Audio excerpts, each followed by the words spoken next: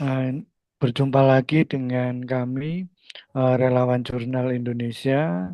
Pada sesi 3 ini, kita akan eh, mengulas terkait editorial dalam pengelolaan jurnal nasional maupun jurnal internasional yang nanti akan dibawakan oleh Pak Usama. Beliau ini salah satu anggota RJI Jawa Timur.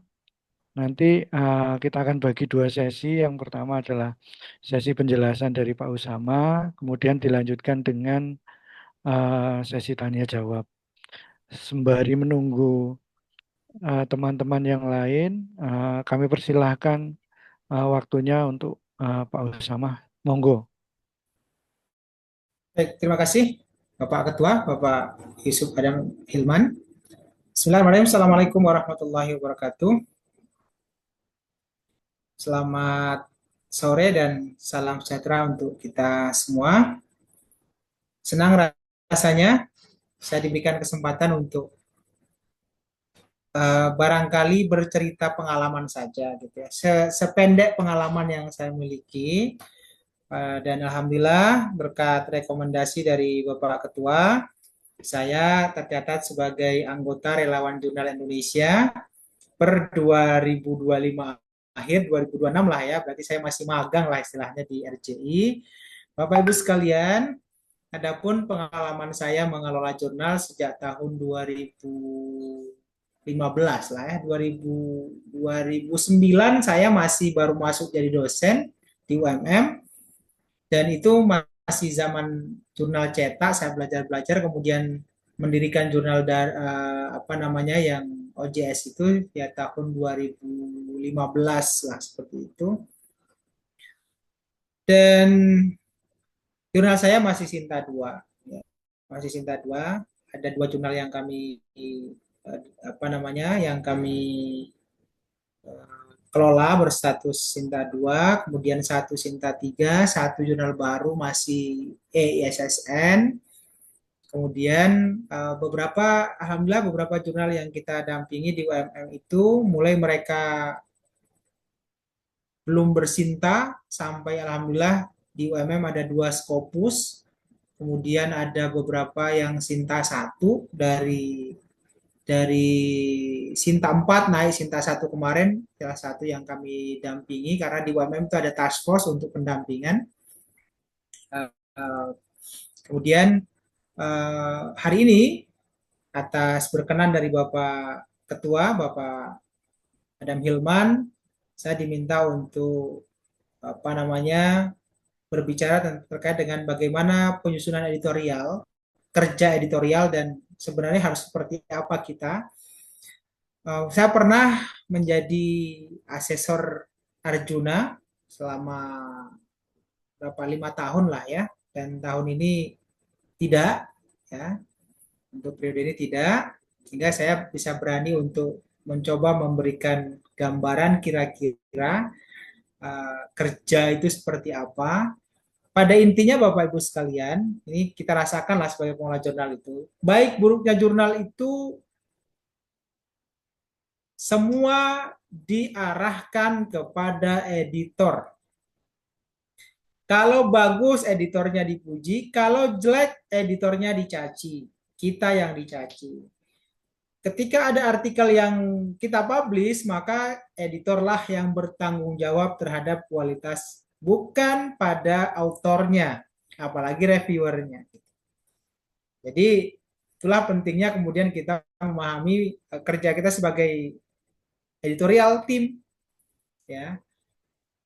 Nah, Bapak Ibu sekalian, sering saya mengalami ketika menjadi asesor itu rasanya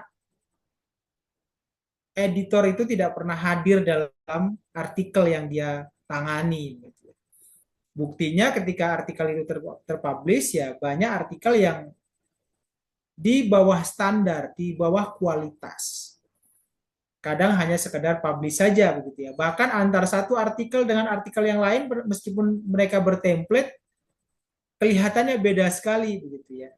bentuk tabelnya beda, gambarnya, polanya berbeda, bahkan hurufnya berbeda. Nah, itu dianggap bahwa ini kemana editornya begitu ya. Nah, itu yang ditanyakan.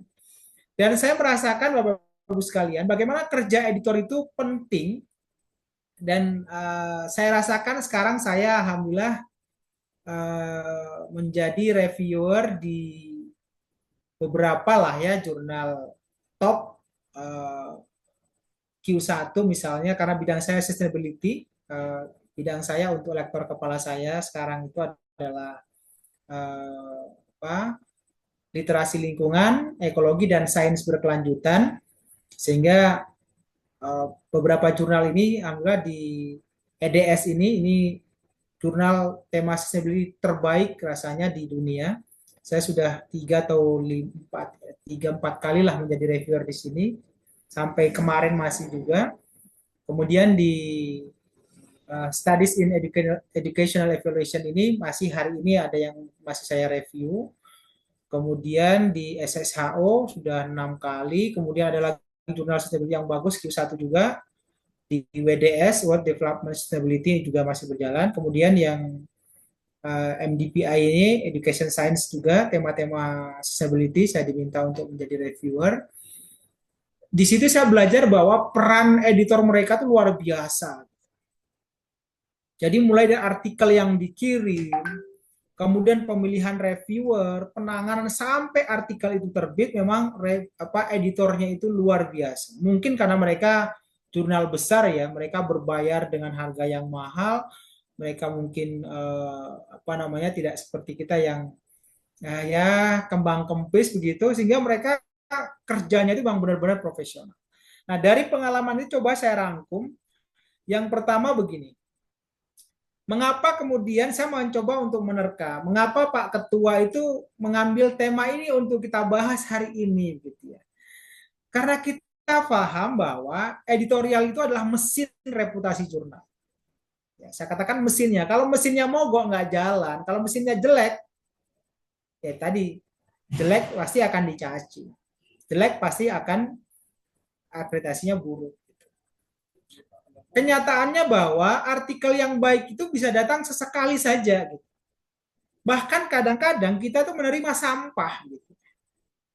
Nah, kebetulan saya juga keilmuannya ekologi. Saya menganggap bahwa untuk awal-awal saya mengelola, jadi artikel jurnal saya yang Research and Development in Education yang Raden itu dari pertama akreditasi langsung Sinta 2. Itu awal-awal kita ngemis artikel yang masuk itu adalah bahkan dikatakan sampah gitu ya. Tapi bagaimana kita menggunakan sumber daya sampah itu menjadi energi, menjadi uang yang kemudian bisa terkelola dengan baik sehingga keluarnya orang tidak membayangkan bahwa itu daur ulang, orang tidak membayangkan bahwa itu sampah.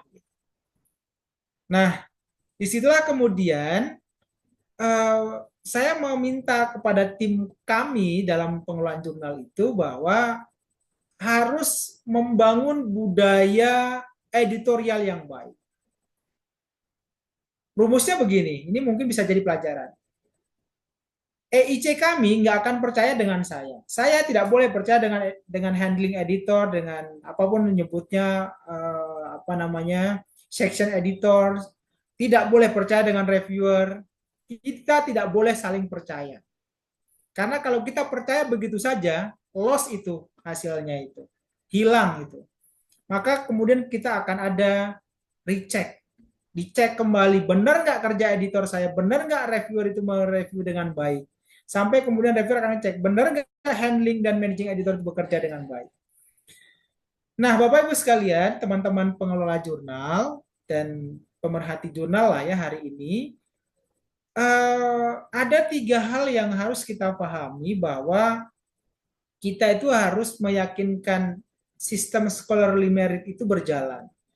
Jadi mutu menjadi pegangan kita. Pastikan artikel yang masuk itu sesuai dengan fokus and scope dulu. Pastikan, karena kadang-kadang kita loss. Ini nggak sesuai tapi dipaksakan. Kemudian jelas kita di jurnal kita itu transparansi begitu ya. pola reviewnya seperti apa, biayanya berapa, kebijakan etiknya bagaimana, dan hal-hal lain itu harus jelas terpampang di website atau di OJS jurnal kita. Kemudian kadang-kadang orang itu kapok untuk balik ngirim ke jurnal kita karena kita lelet gitu.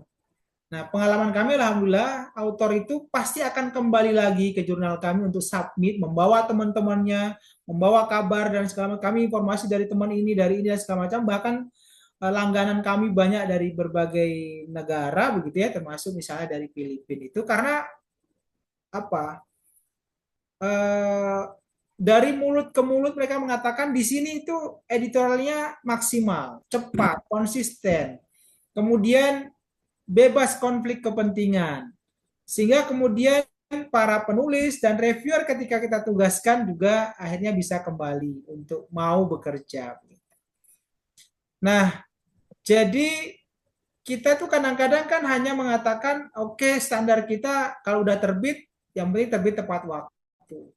Padahal lebih dari itu harus jelas status apa namanya artikel yang kita kelola itu sehingga author itu merasa bahwa ketika artikelnya terbit itu ada proses yang dialami yang luar biasa yang menunjukkan integritas, menunjukkan bagaimana proses yang baik dan menunjukkan konsistensi dari pengelola jurnal itu. Itulah mungkin standar yang akhirnya ditetapkan oleh Arjuna yang kemudian di Sinta atau di Dewa Aja juga meminta itu atau bahkan nanti di Scopus. Nah, coba kita cermati lagi, kita coba renungkan lagi begitu ya. Bagaimana kita menyusun anatomi tim editorial yang kuat di jurnal kita. Pastikan EIC itu, komandan jurnal kita itu adalah orang yang mampu menjaga arah jurnal. Saya mengatakan begini, EIC itu tugasnya menjaga muruah atau marwah jurnal kita. Standar mutu dan keputusan akhir itu ada di EIC. Kalau bisa, pilihlah orang-orang yang, misalnya kalau kami di UMM, Universitas Muhammadiyah Malang itu, EC kami itu yang bisa menghubungkan dengan rektor, yang ketika kami butuh uang bisa menghubungkan itu, atau yang punya jaringan luas. Sehingga dia paham bagaimana kemudian jurnal ini bisa apa namanya sustainability jelas sampai 5, 10 tahun, 20 tahun ke depan. Nah, di bawah itu, ini biasanya kerja saya sebagai managing editor atau handling editor juga. Saya kemudian akan mengawal ritme harian jurnal, bagaimana komunikasi, bagaimana kita taat pada proses dan kualitas itu. Maka editor in chief dan managing editor itu harus punya chemistry.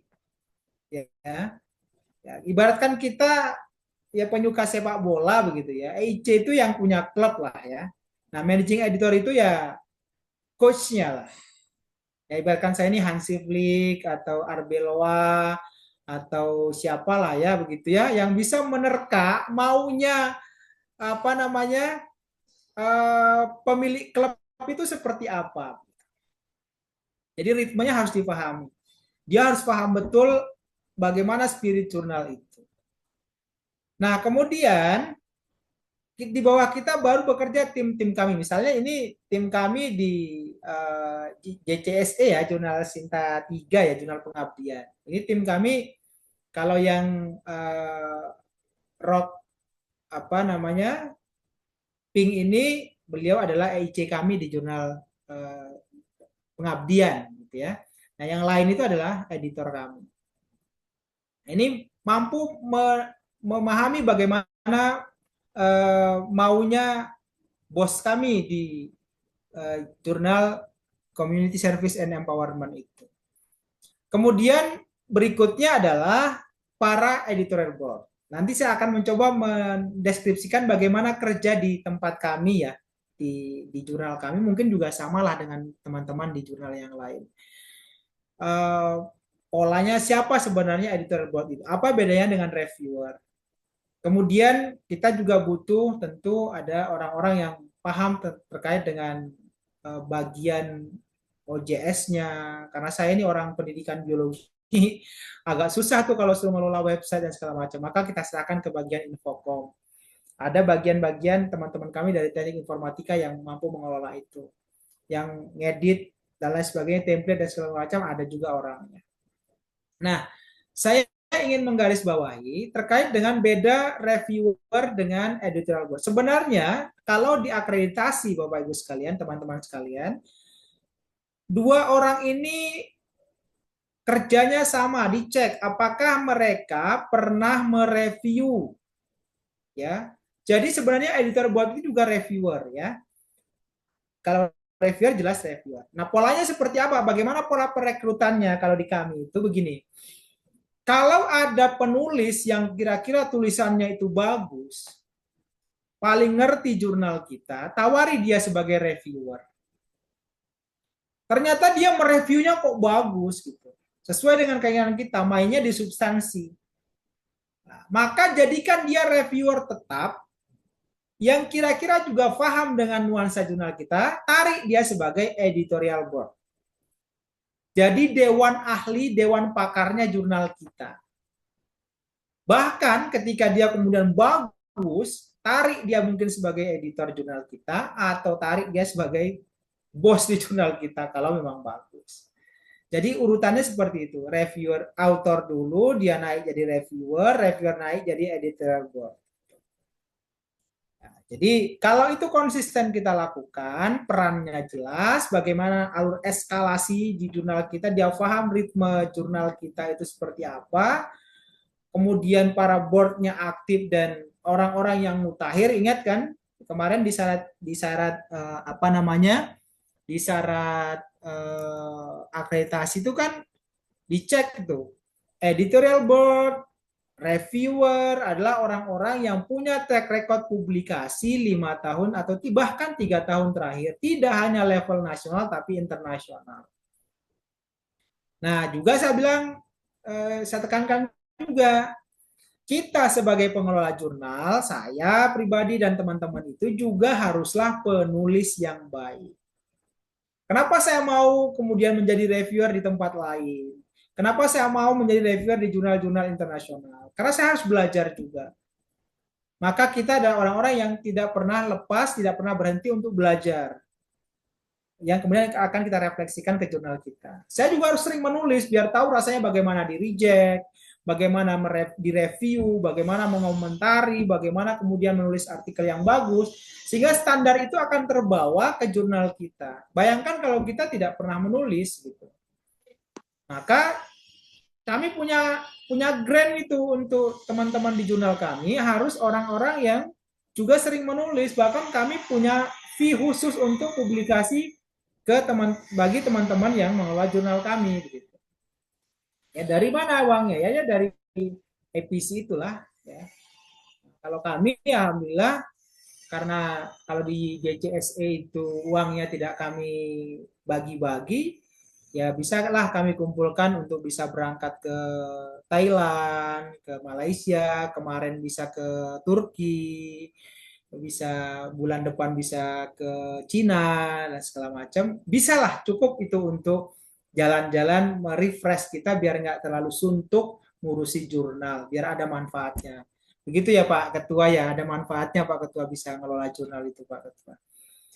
Baik, kemudian Bapak Ibu sekalian, secara operasional, kalau kita lihat di sisi kanan itu kan di Wiley misalnya, itu kan mereka punya alur yang jelas.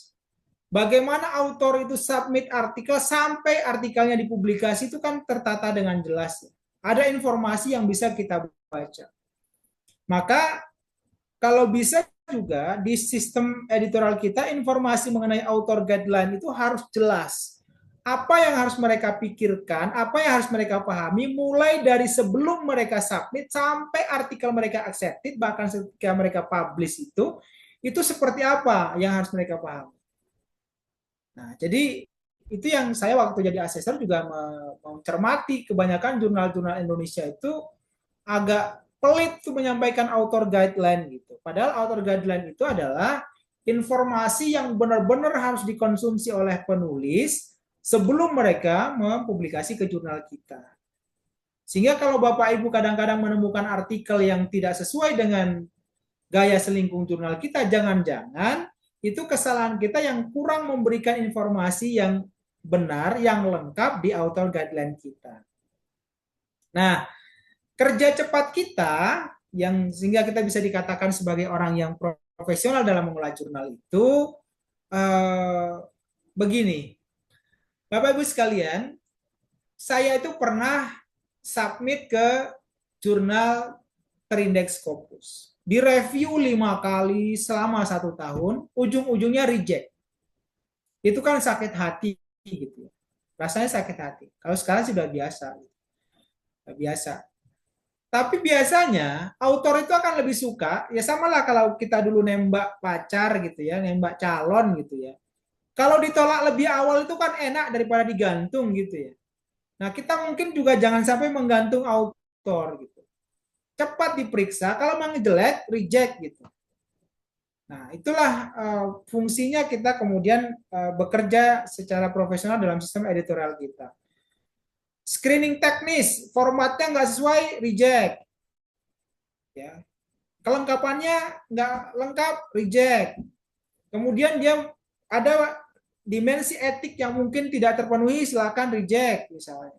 Harusnya dia misalnya penelitian ini karena dipakai manusia dan hewan berarti harus ada ethical clearance-nya. Itu nggak ada, reject kalau memang tidak sesuai. Kemudian masuk ke yang kedua ini, inilah yang di situ peran kita sebagai editorial board, editorial team itu harus memahami sebenarnya kancah riset di jurnal kita itu, kualitas jurnal kita itu seperti apa, kita harus paham. Apakah artikel ini benar-benar sesuai dengan scope kita? Apakah tidak ada keterulangan judul atau tema-tema yang sama saja misalnya? Atau ini benar-benar ada kebaruan, disitulah peran kita, kita juga harus sebagai ahli di jurnal kita. Baru setelah, oh ini artikel ini benar-benar bagus nih, fit nih jurnal artikel ini, maka oke, tugaskan handling editor untuk meneruskan itu. Baru kemudian setelah handling editor cocok, oke dia akan memilih reviewer yang relevan, yang bebas konflik misalnya. Jangan sampai yang menjadi reviewer mungkin temannya dan segala macam. Nah, termasuk di situ kemudian handling editor harus memahami bahwa ketika reviewer sudah bekerja dan mengirimkan ke kita, apakah reviewer itu benar-benar mereview pada aspek substansi, bukan hanya sekedar oh ini formatnya kurang, formatnya salah, tapi lebih kepada dimensi keilmuan dari artikel itu. Nah, sampai kemudian ke accepted sampai publish itu bisa kita buat timeline lah ya. Misalnya yang screening itu 1 sampai 3 hari. Kemudian yang apa? THC ini misalnya 2 sampai 7 hari ya. Sign handling editor mungkin hanya 1 hari ya, maksimal 3 hari. Kerja di reviewer mungkin hanya maksimal 21 hari.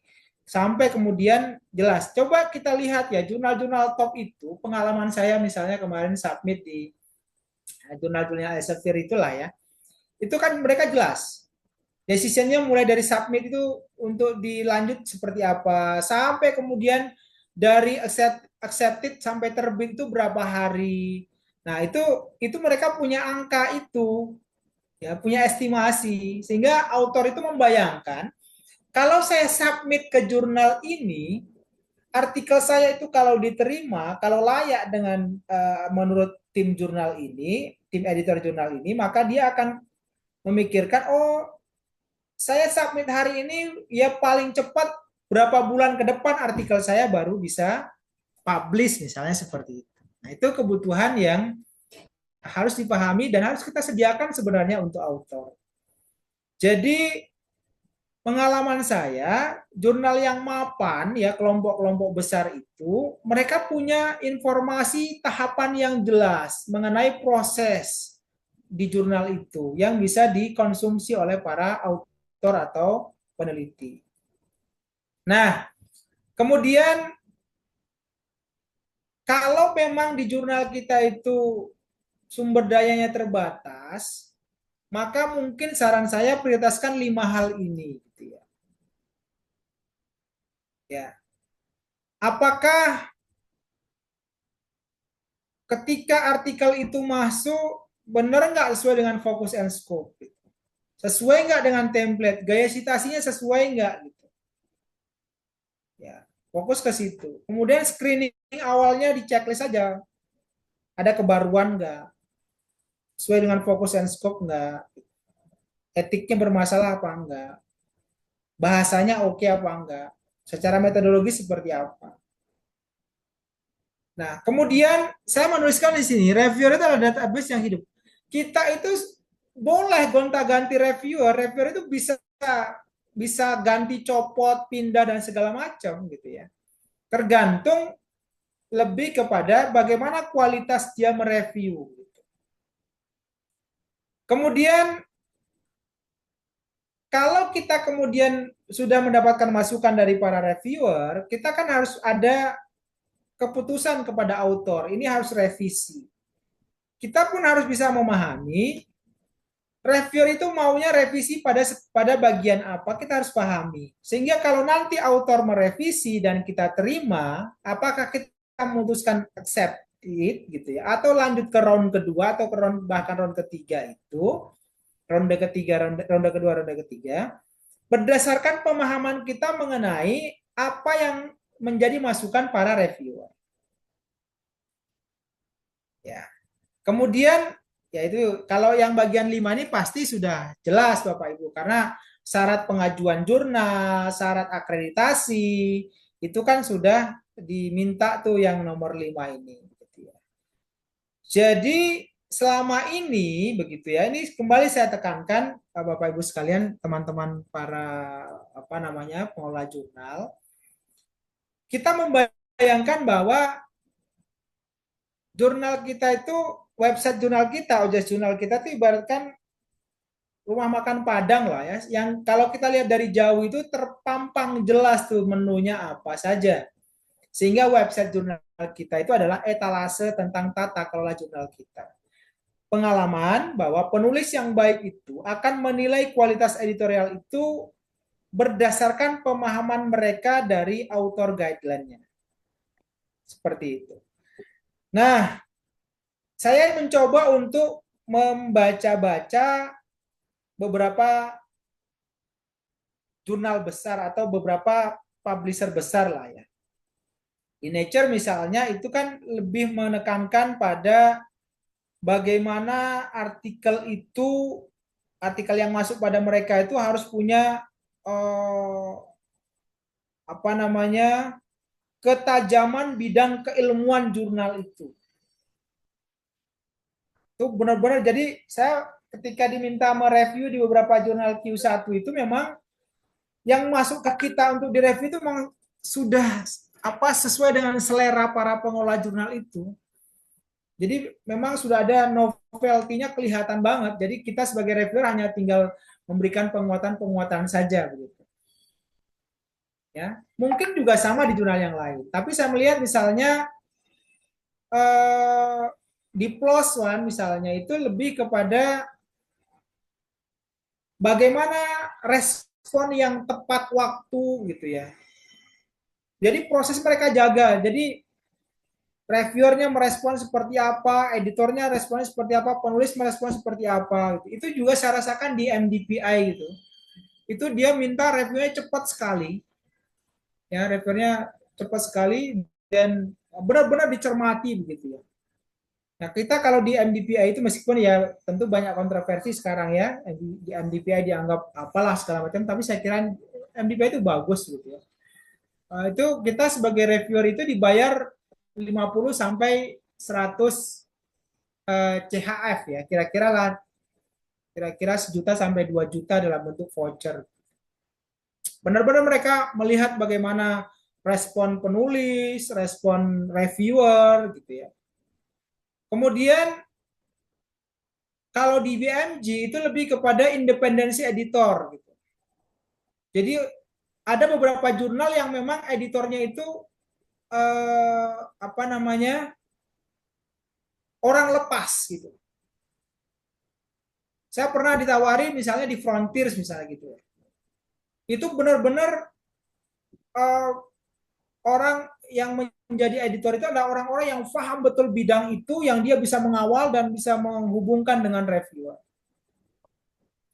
Di Springer ya, saya juga menjadi reviewer itu reviewernya tidak hanya satu atau dua, tapi mungkin saya pernah pengalaman jadi reviewer kelima, keenam gitu. Dan mereka benar-benar menjaga adanya bias. Jadi apa namanya, orang-orang yang harus benar-benar paham dengan bidang itu, dia cek track record kita, kemudian tidak boleh ada konflik kepentingan di situ. Nah, teman-teman semuanya, jurnal yang kuat itu ya kita sadar lah ya, kita sama-sama pengelola jurnal. Jurnal yang kuat saya rasakan itu adalah bukan jurnal yang tanpa masalah. Apalagi jurnal yang baru berdiri, kita ini sama lah ya. Kita ini bagaimana mendirikan jurnal seperti merawat bayi yang baru belum bisa jalan, itu kan ringkih sekali ya. Kalau sudah Sinta 3, Sinta 2 itu sudah panen sudah ya. Tapi kalau di awal-awal itu luar biasa. Nah, jurnal kuat itu adalah jurnal yang tahu bagaimana merespon masalah dengan prosedur yang jelas. Kalau artikel itu menarik, tapi kok dia tidak taat pada template gitu ya, maka bagaimana yang harus kita lakukan? Kalau artikelnya menarik, tapi ada kelemahan di aspek kontribusi, ada kelemahan di aspek metode misalnya, maka apa yang harus kita lakukan? Kita paham dan kita tahu bahwa teman kita bisa mereview dengan baik, nah maka kita bisa menghubungkan dengan mereka. Nah, kalau sudah Sinta 3, Sinta 2, misalnya ini kami misalnya sudah merasakan yang terbit hanya 10-20 artikel, yang antri sampai misalnya 60-70 artikel. Maka paling aman ya jangan gantung penulis, dilakukan dengan cepat. Kalau memang di awal nggak cocok, langsung dash reject saja. Ya, ya kalau perlu beri komentar, beri argumen. Jangan menunggu, jangan biarkan penulis, jangan biarkan autor itu menunggu lama untuk hasil yang sudah pasti reject seperti itu. Kasihan gitu. Sama juga kita larikan ke diri kita sendiri lah ya. Kemudian bagaimana kalau, nah ini pernahkah kita membaca 2 reviewer atau 3 reviewer itu? Kalau di jurnal saya sekarang minimal 3 reviewer. Kalau bertentangan itu gimana cara kita sebagai editor untuk bisa menemukan titik persamaan maunya reviewer itu seperti apa? Bukan hanya misalnya oh dua reviewer ini sama kok, yang satu bertolak belakang, ya udah pakai yang 2 itu aja. Bisa jadi pandangan dari reviewer yang berbeda tadi itu justru menjadi penguat bagi penguat bagi artikel itu. Maka tugas kita adalah bagaimana memahami alasan-alasan itu sehingga tulisan autor itu, artikel itu semakin bagus gitu. Nah, lebih tekankan juga pada bagian-bagian yang kira-kira menjadi titik perbedaan pandangan antara kedua atau ketiga reviewer itu. Nah, saya sering ditanya gitu, Pak, saya boleh nggak ngirim ke jurnal saya? Boleh saja. Bahkan kalau bisa, saya juga pernah nih mengikuti pelatihan Arjuna dan segala macam lah, jurnal internasional yang diadakan kementerian itu. Tidak ada kok yang melarang kita itu publikasi di jurnal kita. Bahkan kalau bisa, kita harus pernah publikasi di jurnal kita, tetapi dengan syarat ya reputasi kita dipertaruhkan. Apa maknanya? Kita harus memastikan artikel kita tuh benar-benar baik, bisa menjadi contoh. Karena orang akan melihat, oh itu editornya nulis, oh ternyata tulisannya seperti ini. Kalau bagus berarti kan menunjukkan bahwa editor ini benar-benar paham dengan jurnalnya, paham dengan tulisannya begitu, dan paham bagaimana tulisan yang baik. Nah, bahkan kalau dalam apa namanya sistem review, kita bisa mencontohkan, lihat artikel ini, bagaimana cara nulis tabel, bagaimana cara menulis apa namanya gambar, bagaimana cara membuat state of the art-nya, bagaimana cara menuliskan contribution-nya dan segala macam. Itu dengan tulisan kita. Cuman syaratnya adalah yang nangani itu ya harus editor yang independen, yang kira-kira tidak ada konflik kepentingan. Jadi kalau saya ya artikel yang saya kirim harus tangani oleh teman yang lain. Kemudian kalau kemudian ada hal-hal yang dikira apa namanya prosesnya nggak benar gitu ya, ya sebaiknya dicek.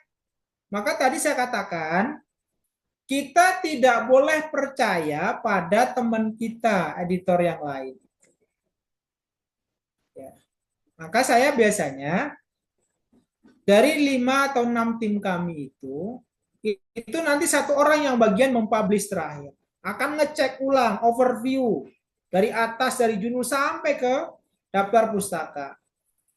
Ya, dicek apakah ada yang masih keliru, apakah benar-benar sesuai dengan template, apakah benar-benar isi introduction-nya sesuai dengan author guideline, metodenya seperti apa, sampai ke daftar pustaka. Sekarang kita harus hati-hati teman-teman semuanya, Bapak Ibu semuanya. Dengan era AI itu, meskipun di jurnal saya itu boleh pakai AI, tapi harus ada deklarasinya gitu ya. Harus ada deklarasinya. Kemudian banyak artikel yang ternyata kelihatan sekali daftar pustakanya itu banyak. Ternyata halu gitu ya. Nggak ada itu nggak ada tuh artikel itu. Maka kalau kami dipastikan editor harus ngecek satu persatu referensi itu. Maka harus dilingkan, benar dicek ke DOI-nya atau URL-nya benar terhubung dengan artikel itu. Ya, tugasnya seperti itu. Setelah itu kemudian masuk ke saya untuk ngecek sesuai enggak begitu. Jadi kita menghindari referensi-referensi yang yang tidak masuk akal itu. Nah, terakhir barangkali kalau kita ingin bekerja ya setelah kita dapat pencerahan dari webinar-webinar yang dilakukan oleh RJI itu, mungkin kita punya rencana apa yang harus kita lakukan. Ya, misalnya apa yang harus kita rapikan, kemudian operasional harian kita kapan kita lakukan, sampai kemudian ke mutunya kapan harus kita lakukan gitu ya. Jadi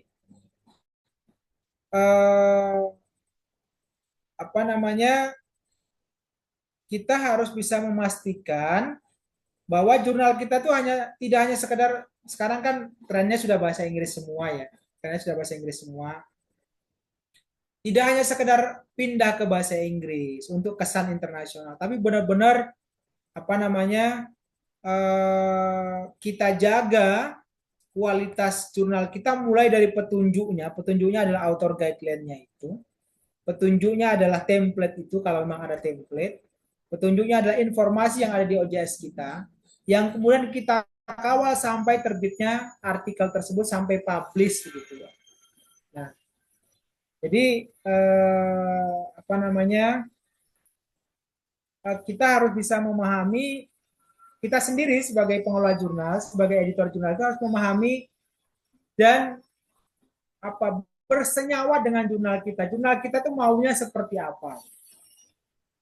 Nah, sebagai penutup teman-teman semuanya sebelum kita diskusi, jadi urusan editorial itu bukan hanya administrasi, tapi dia lebih kepada orang-orang yang harus menjaga mesin reputasi jurnal itu. Orang-orang yang menjaga integritas jurnal itu dan memastikan bahwa jurnal itu ketika kita kelola dengan benar, tangan orang yang benar, di tangan tim yang benar, itu apa namanya bisa sustainability ya ke depannya. Bisa berlanjut ke depannya jurnal itu 5, 10, 20, 30 tahun ke depan.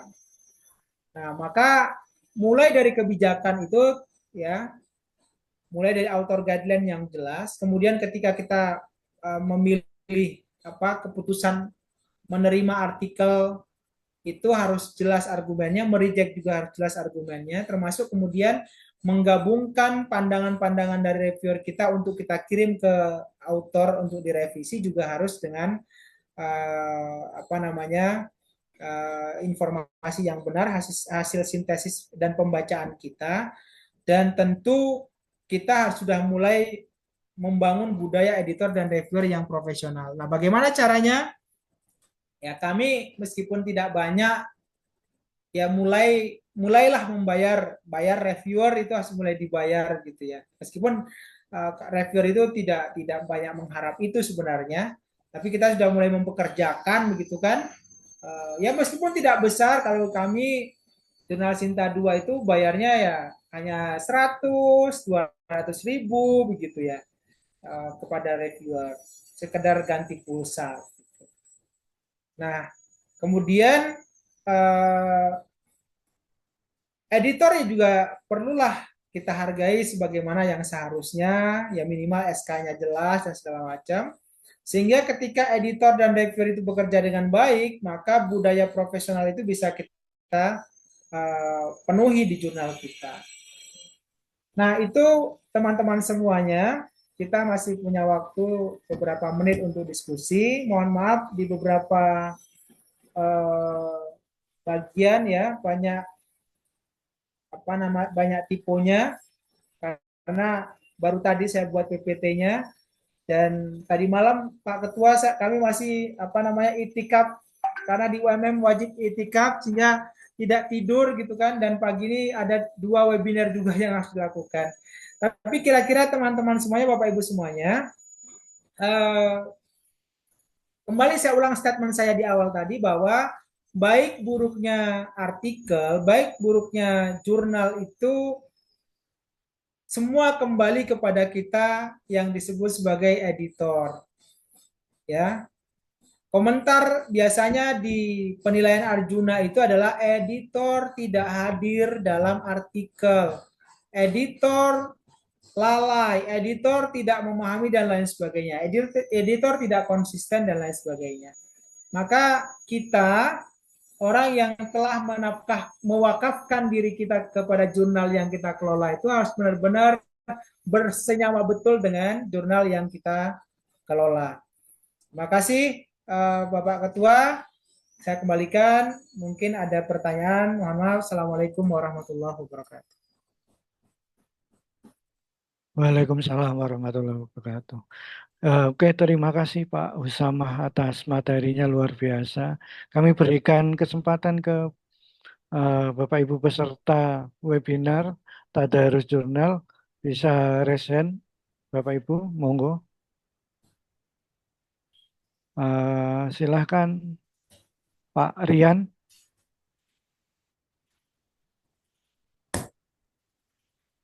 Oke, baik. Bisa terdengar, Bapak? Bisa Pak Rian? Oke, baik, Pak. Terima kasih sebelumnya, Pak. Perkenalkan, saya Rian Maulana. Terima kasih atas materi yang telah Bapak berikan. Sangat memberi banyak insight bagi kami.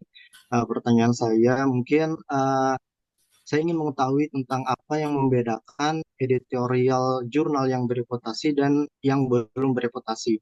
Jadi saya bisa tahu bedanya antara editorial jurnal yang sudah terakreditasi Sinta 1, 2, 3 misalkan dengan jurnal yang belum terakreditasi seperti itu. Oke, kita tampung dulu Pak Usama. Siap Pak Ketua. Ya, silakan Bapak Ibu yang lain.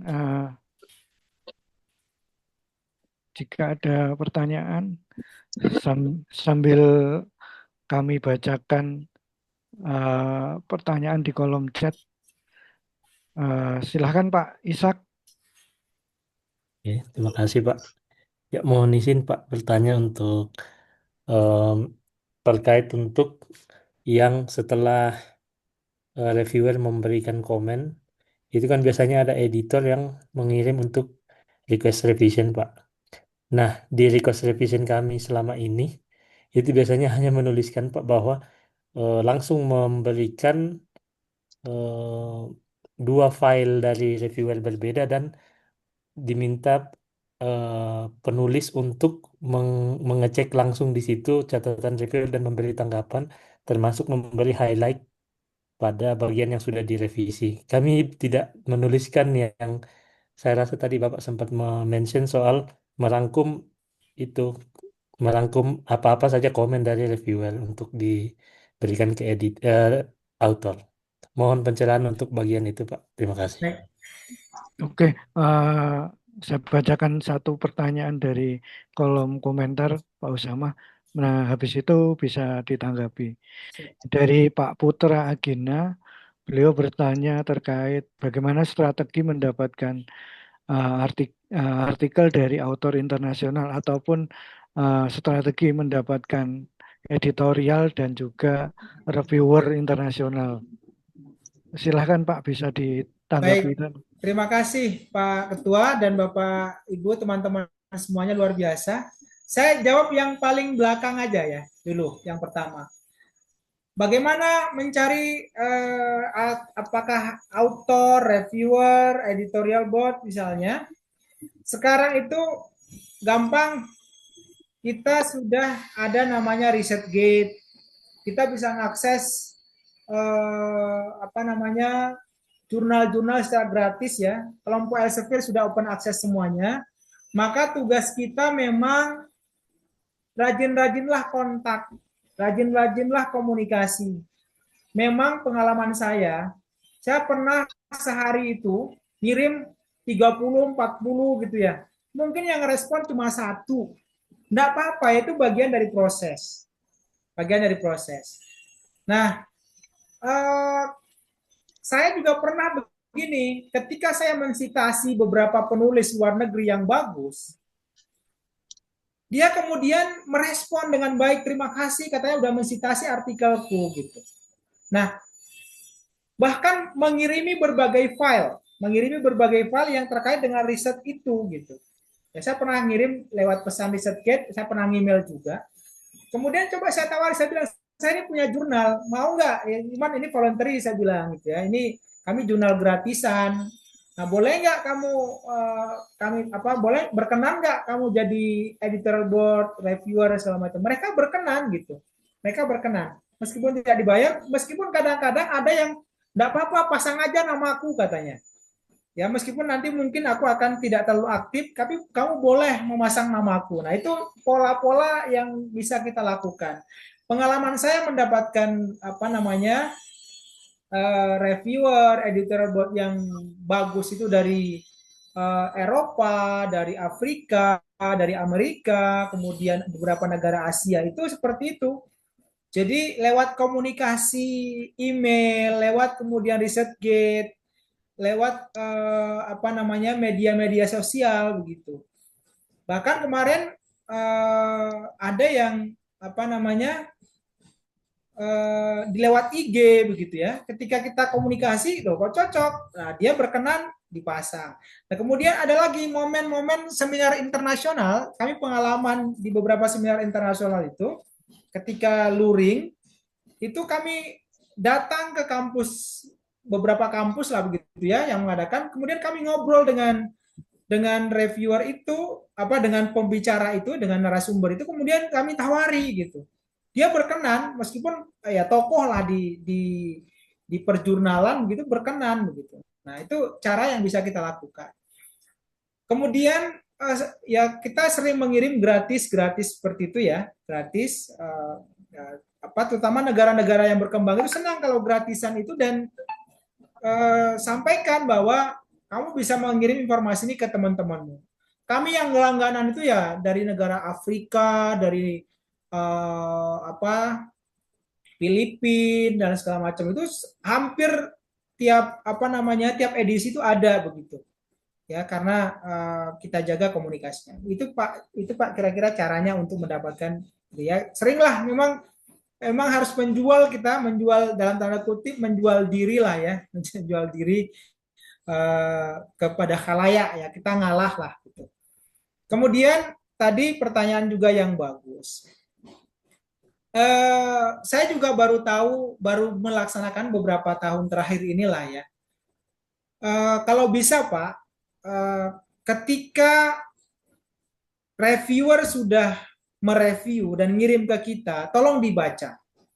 Karena bisa jadi begini, bisa jadi reviewer itu kadang-kadang hanya komentarnya asal-asalnya gitu.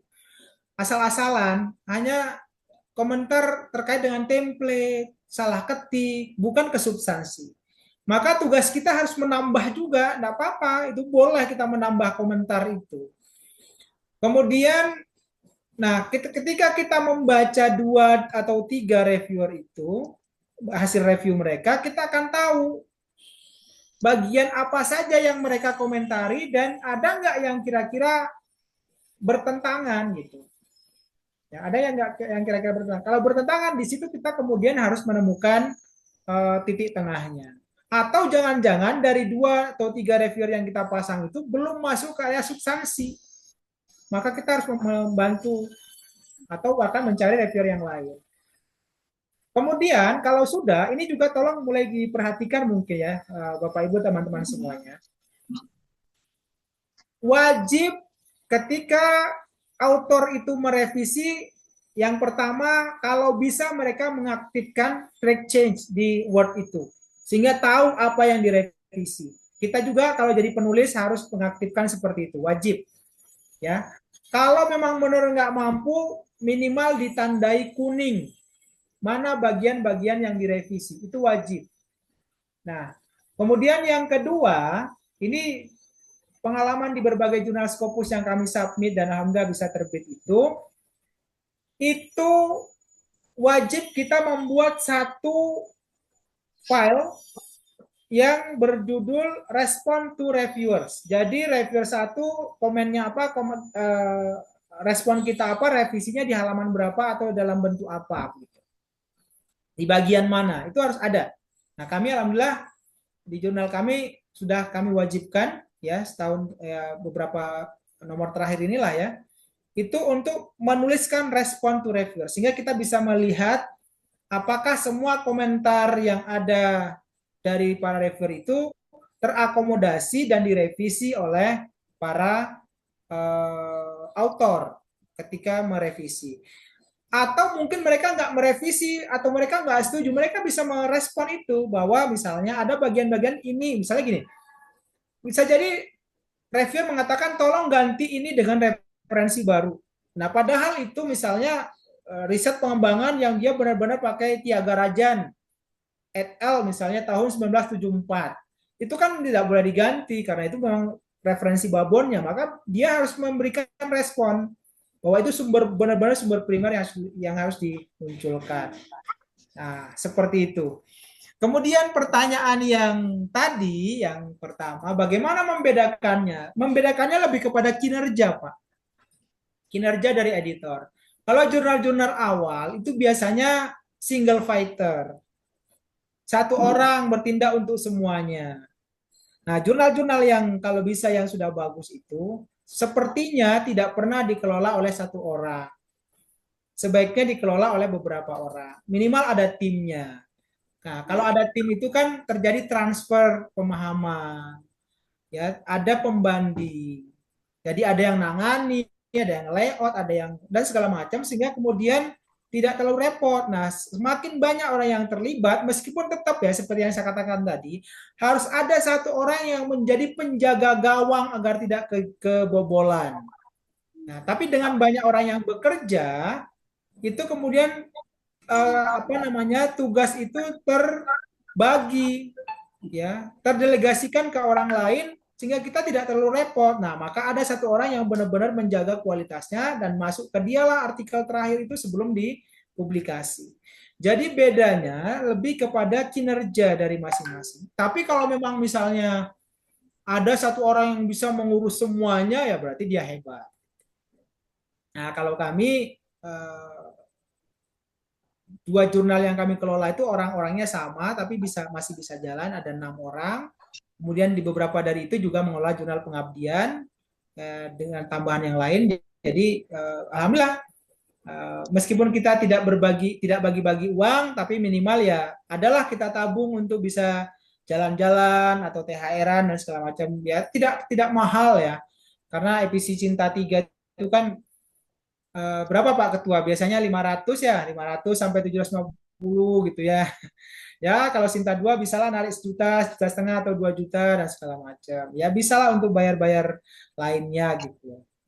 Nah, itu kira-kira saran saya, jurnal yang baik itu adalah jurnal yang jangan dikelola sendiri. Perlu ada tim biar kita juga tidak burn out gitu ya. Kalau capek, kalau sakit, kalau apa kan ada masih tim yang bisa membantu kita mengelola. Seperti itu pengalaman, ini juga pengalaman yang saya peroleh dari pelatihan di Relawan Jurnal Indonesia. Atas kepercayaan Bapak Ketua. Terima kasih Pak Ketua. Oke, sebelum kita lanjutkan, saya akan membaca beberapa pertanyaan di kolom chat ini terkait pemberian SK dan juga pemberian fee kepada editorial tim dan juga ke reviewer. Itu yang pertama. Kemudian ini ada pertanyaan terkait pengajuan jurnal bereputasi internasional Scopus, indikator penilaiannya apa saja. Nah, sebelum kita mendapat jawaban dari Pak Usama, jadi kami akan promosi Relawan Jurnal Indonesia punya program namanya Panji. Jadi Bapak Ibu nanti bisa ikut kegiatannya untuk didampingi supaya bisa indexing ke jurnal bereputasi, menjadi jurnal bereputasi. Selain itu juga ada banyak program, ada program supervisi dan lain sebagainya. Jadi nanti bisa dibahas lagi lebih mendalam. Kemudian ini ada pertanyaan yang menarik Pak Usama terkait guest editor dan editor tetap serta beberapa istilah lain.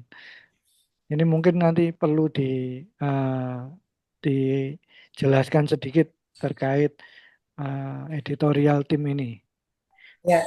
Kemudian ini mengenai syaratnya, Pak Usama. Syarat editor in chief itu apa kira-kira?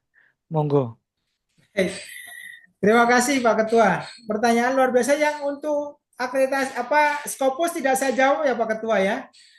Ya, Scopus itu nanti ada Siap. ada lagi kita ya, tadarus berikutnya itu agak berat gitu ya. Tapi sebenarnya sudah banyak file-file terkait dengan itu. Kemudian dari yang ini saja, tadi pertanyaan terkait dengan, mohon maaf tapi bagi yang bertanya itu pertanyaan bagus, tapi nanti perlu ada, tadi juga disampaikan oleh Pak Ketua, ada Panji yang bisa kita ikuti ya terkait dengan pengelolaan jurnal internasional. Fee itu tergantung kesepakatan kita lah di jurnal kita. Kalau memang memungkinkan dananya ada, lalu lintas keuangannya bagus, boleh kita ini. Saya mungkin reviewer di 30 jurnal lah sampai sekarang ya. Ada yang ngirim tiba-tiba, ada yang tidak. Itu kita tidak pernah berharap itu sebenarnya. Cuman saya pribadi di jurnal saya juga baru memberikan fee itu beberapa waktu terakhir inilah gitu. Ya, setelah kondisi keuangan agak, ya meskipun nggak banyak tapi bisa lah, kasihan para reviewer kok disuruh terus nggak dikasih ya. Mungkin hanya sekedar untuk ganti pulsa. Tapi memang bagus. Nah, ini bagus nih Bapak Ibu. Minimal dikasih sertifikat. Nah, itu penting nanti untuk kalau dosen kan ada BKD gitu ya. Nah, itu penting. Atau di SK-kan sekalian, enggak apa-apa. Tapi disampaikan, mohon maaf ini SK. Karena kalau di negeri atau di kampus-kampus besar, SK itu selalu ujungnya kan uang. Sampaikan ini hanya SK, nggak ada uangnya, minimal untuk BKD begitu. Yang penting komunikasi. Kembali lagi kepada komunikasi yang baik. Nah, insya Allah bagaimana rasa terima kasih kita? Saya biasanya saya berikan kesempatan itu. Kalau ada reviewer-reviewer yang akan submit ke jurnal kita berikan ruang sebesar-besarnya Ya tentu mereka kan tahu kualitas jurnal kita. Mungkin juga kita kasih diskon gitu. Itu pengalaman saya selama ini. Nah, gitu. Kemudian tadi syarat editor in chief, betul ya. Editor in chief itu kalau bisa, jadi gini, kalau kita bicara tadi etalase, editor in chief itu adalah wajah jurnal kita. Maka kalau bisa, orang akan melihat dan menafsirkan kualitas jurnal kita itu berdasarkan dia ngelihat EIC kita gitu.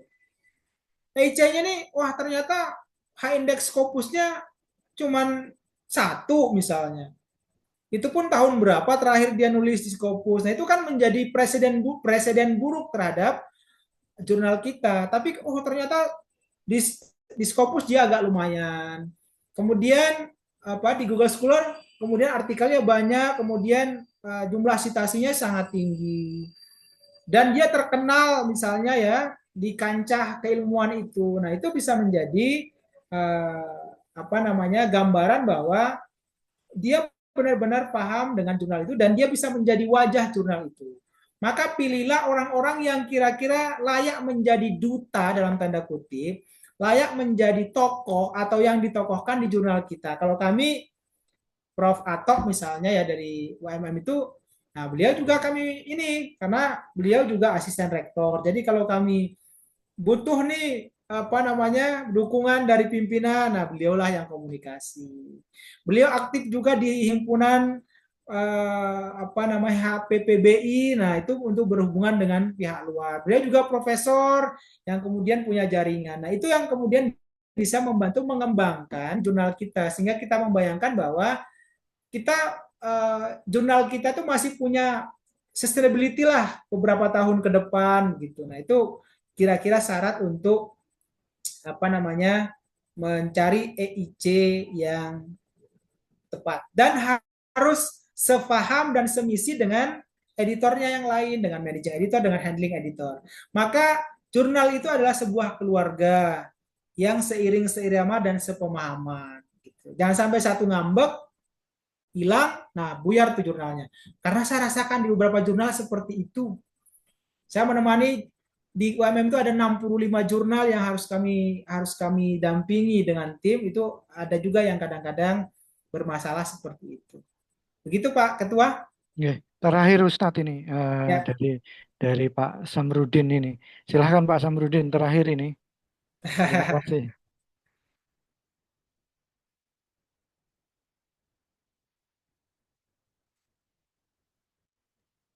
Silakan Pak Samrudin. Kedengaran ya, Pak Haji? Kedengaran Pak, kedengaran Pak. Ini yang pertama, saya juga kebetulan mengelola jurnal, tapi non kampus saya lembaga kajian, jadi kelihatannya memang persaingan dengan jurnal-jurnal sekarang ini luar biasa ya. Karena sekarang ini udah pasar bebas saya lihat ngelola jurnal, asal aja yang penting ada gitu. Karena saya lihat motivasinya bukan lagi untuk meningkatkan apa ya istilahnya keilmuan akademik, tapi udah komersial saya lihat. Ya. Ya, saya lihat terlalu banyak sekarang jurnal ini mungkin ya abal-abal, predator juga banyak ya saya lihat Pak Haji ya. Saya udah mulai jurnal itu sejak 2016. Alhamdulillah sekarang ada 3 jurnal udah Sinta 4, yang 2 penelitian, yang 1 PKM ya pengabdian, yang 2 lagi masih non Sinta karena belum 2 tahun. Nah yang pertama ini saya ingin tanya karena pengalaman Pak Haji ini kan udah luar biasa panjang. Trik kita untuk mendapatkan editor asing atau dari luar tuh kira-kira gimana? Saya udah sering itu berkomunikasi tapi agak sulit kayaknya. Itu yang pertama. Kedua, karena kan tadi masalah bayaran juga. Kadang-kadang kami itu dari awal-awal penerbitan jurnal memang pernah bayar, seperti Pak Haji bilang 100, 200. Tapi lama-lama karena persaingan jurnal, kita kan jurnal ya income-nya dari penulis. Harus sewa hosting, bayar domain, bayar apa DOI setiap artikel ke RJI, sewa kantor dan sebagainya kan beratnya di situ. Kalau kampus kan udah disiapin semua infrastruktur ya.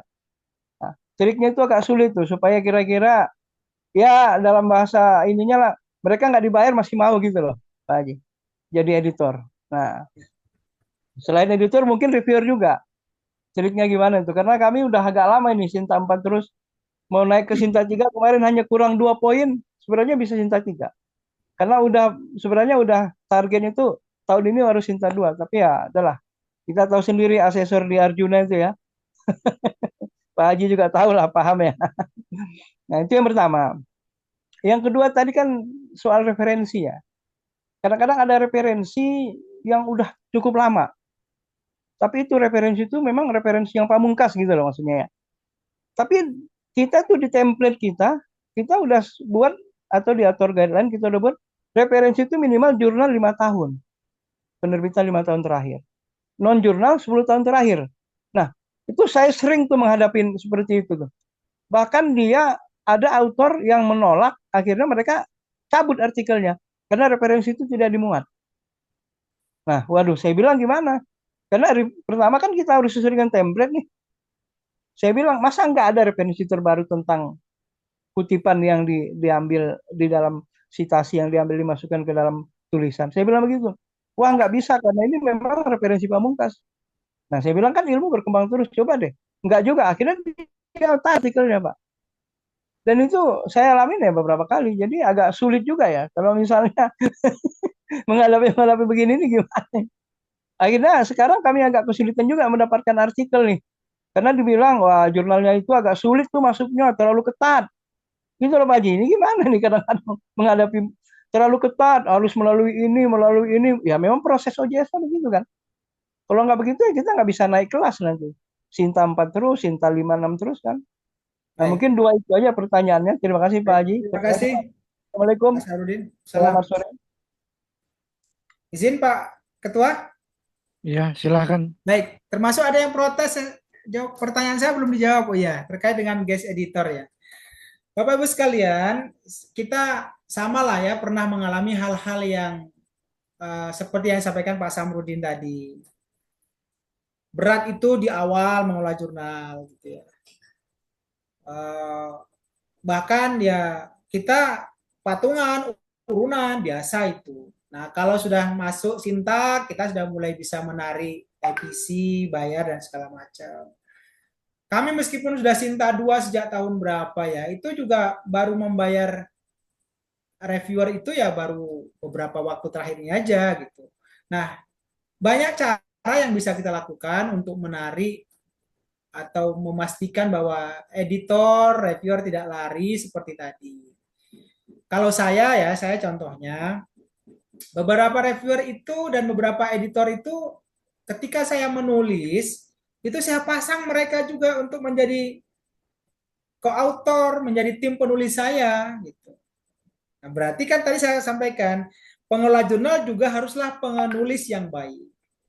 Nah, mereka senang gitu ketika nama mereka dimasukkan juga. Nah, itu beberapa contoh yang bisa dilakukan. Kemudian tadi sertifikat kita berikan, SK kita berikan dan segala macam. Nah, ketika itu sudah dilakukan, ya minimal itu mengurangi meskipun tentu ya tidak bisa mengatakan akan berubah 100%, itu minimal editor, reviewer akan merasa diorangkan dan merasa dihargai di jurnal tersebut. Nah, sekarang Pak, bersyukur banyak lembaga-lembaga ya selain universitas yang juga mengelola jurnal, dan bahkan banyak jurnal dari lembaga-lembaga yayasan dan lain sebagainya yang sudah terindeks Scopus, sehingga kemudian tidak apa-apa, itu menjadi persaingan saja. Saya mengatakan itu menjadi pasar bebas, tidak apa-apa. Semakin banyak jurnal yang terindeks Scopus itu justru baik bagi kita, karena semakin banyak opsi tempat kita untuk publikasi. Ya, perkara kemudian biayanya tergantung mereka, ya kita kan bisa memilih begitu ya. Oh, ini mungkin kita masuk harganya sekian dan segala macam. Di situ kita kemudian sebagai penulis akan bisa merenungkan kemana kita kemampuan kita ke jurnal yang mana begitu. Nah, itu semakin banyak semakin bagus gitu ya. Karena apalagi sekarang kan tidak boleh kita publikasi di jurnal dosen internal itu ketika publikasi di jurnal internalnya kan tidak diakui sebagai syarat khusus begitu ya. Tapi boleh diakui sebagai angka kredit begitu ya. Artinya kan semakin banyak kayak saya misalnya di bidang pendidikan biologi, semakin banyak jurnal pendidikan biologi, maka semakin besar kemungkinan saya untuk submit di berbagai jurnal yang bervariasi gitu. Dan itu menantang gitu kan ya. Tidak apa-apa, itu menjadi hal yang bagus. Jadi seperti itu Pak. Ya, selamat berjuang. Nanti mungkin kita bisa bantu ya. Saya sama-sama bantulah mengelola jurnal. Nanti bisa sharing lagi jurnal Bapak di bidang apa. Mungkin saya bisa bantu di bidang apanya seperti itu. Begitu. Ya baik Pak Haji, sama. Sebenarnya untuk sertifikat tadi seperti dikatakan dari awal SK itu kita keluarkan terus tuh. Mereka senang juga sih. Nah, kan mulai senang kan Pak Tapi kalau bisa sertifikat ya. ada satu yang saya untuk yang masih agak ini nih belum ini. Trik-trik untuk bisa menarik editor asing itu dari luar itu gimana caranya? Yang Pak Usama lakukan lah. Baik, terima kasih. Sama seperti yang pernah saya sampaikan tadi di awal, itu juga apa namanya, satu ya jurnal kita pasti harus sudah berbahasa Inggris. Meskipun kita harus sama-sama belajar bahasa Inggris juga. Kemudian rajin-rajinlah komunikasi begitu ya, rajin komunikasi, merayu-rayu begitu ya. Saya biasa seperti itu, dan itu nggak hanya satu orang, kadang kadang saya ngirim 30 yang respon satu atau nggak respon sama sekali, nggak apa-apa. Kemudian sasaran kita jangan terlalu tinggi dulu Pak. Biasanya teman-teman dari negara-negara middle income itu justru yang banyak merespon. Negara-negara apa namanya, saya kemarin tuh banyak yang Iran, negara di Afrika, kemudian apa namanya Latin, itu banyak yang merespon biasanya seperti itu. Nah kalau kita nembak Eropa mungkin sudah sangat berat. Ya, ya. Ya, atau begini Pak, saya biasa gini, saya punya teman-teman, saya kemarin ada teman saya satu prodi yang kuliah di Korea, ada yang kuliah di Eropa di Austria. Nah, itu dia punya teman yang bisa kemudian kita Iya, iya. minta bantuan begitu. Koneksi lah ya. Ya, koneksi itu bisa kita lakukan. Kemudian pertanyaan Bu Oti Ilham Khair ini ya, memang banyak istilah ya terkait dengan editor, guest editor, tapi biasanya istilah guest editor itu untuk kalau saya rasakan di MDPI dan di beberapa jurnal Scopus itu lebih ke tema-tema apa namanya itu, edisi khusus sebenarnya. Tapi kalau jurnal secara umum itu nggak perlu pakai kata guest editor, cukup ada apa namanya, editor in chief, managing editor, handling editor, dan editorial board gitu aja. Ya. Kalau guest editor itu lebih kepada misalnya gini, nomor volume 12 nomor 1 ini misalnya ya, volume 12 nomor 1 ini saya akan menerima bidang pendidikan biologi khusus pada deep learning saja misalnya. Deep learning dalam pembelajaran atau dalam pendidikan biologi. Nah, saya carilah orang yang paham betul dengan bidang pendidikan biologi dan deep learning, maka dia saya minta menjadi editor. Nah, itu bisa seperti itu. Nah, itu sekaligus dia minta koneksi nanti. Dia akan mencari teman-temannya yang paham terkait dengan itu. Gitu.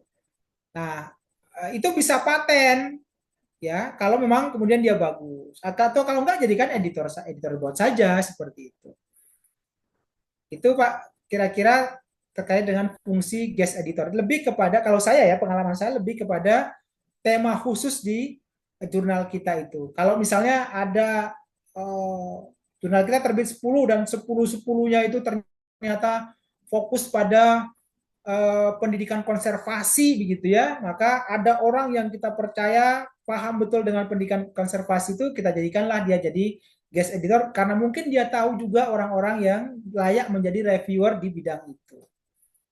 Saya kira seperti itu. Kalau jurnal kami non komersial, dan editor in chief ditunjuk pimpinan tapi belum ada riwayat publikasi, gimana? Ya, kalau sekedar apa namanya, izin langsung saya jawab ya Pak Ketua sebelum nanti ditutup Pak Ketua. Kalau masih awal-awal ya nggak apa-apa sebenarnya. Sambil beliau juga diminta untuk menulis begitu. Tapi kalau nanti tujuannya untuk ke Sinta, jelas Bapak Ibu, semua orang yang tercatat di editorial board atau di editorial tim dari jurnal itu pasti akan dicek oleh tim asesor.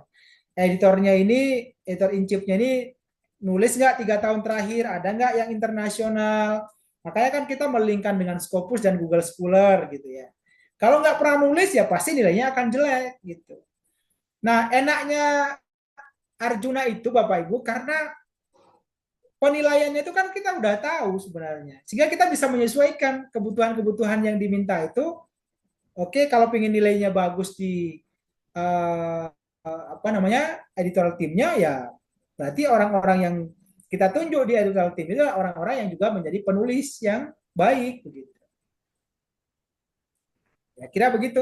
Tapi kalau di awal-awal ini ya enggak apa-apa sesuai yang ditunjuk. Ya kalau kami ya eh, kami sampaikan argumentasi itu kepada pimpinan dan itulah enaknya kalau pimpinan juga paham dengan jurnal, kita bisa kemudian uh, bisa menyampaikan logika berpikir dalam pengolahan jurnal. Kalau kita ingin ke Sinta 2, Pak, ingin ke Sinta 3 minimal syaratnya seperti ini, maka beliau akan paham. Begitu Pak Ketua. Terima kasih Ustadz. Bapak Ibu, kami informasikan bahwa presensi sudah ada di kolom chat, bisa melakukan presensi untuk kepentingan sertifikat dan lain sebagainya. Sambil mengisi presensi, kami mohon bantuannya untuk off camera. Kami publikasikan apa namanya tangkapan layarnya untuk kepentingan administratif. Ya. Go. Saya Pak Ketua, tadi PPT sudah saya share, itu mohon maaf masih banyak kesalahan ketik, tapi tidak apa-apa. Mohon dibagikan semua filenya saja, yang PPT ataupun PDF. Bapak Ibu bisa pakai PPT saya ya. Kalau siapa tahu Bapak Ibu ada yang juga nanti ngisi pelatihan, ngisi webinar, bisa pakai PPT saya dan boleh menghilangkan nama saya. Itu halal untuk di-share kemana-mana Bapak Ibu. Kita ini relawan jurnal bisa berbagi, tidak apa-apa. Silahkan saja. Ya, Terima itu, kasih, Bang. ya silakan bisa dipakai. Bisa dipakai itu. Tolong diedit disesuaikan dengan kepentingan masing-masing ya. Ya, silakan. terima kasih Ustadz. Kami ambil dokumentasi Bapak Ibu. 1, 2, 3. 1, 2, 3. Terima kasih. Sampai jumpa lagi di pertemuan-pertemuan berikutnya.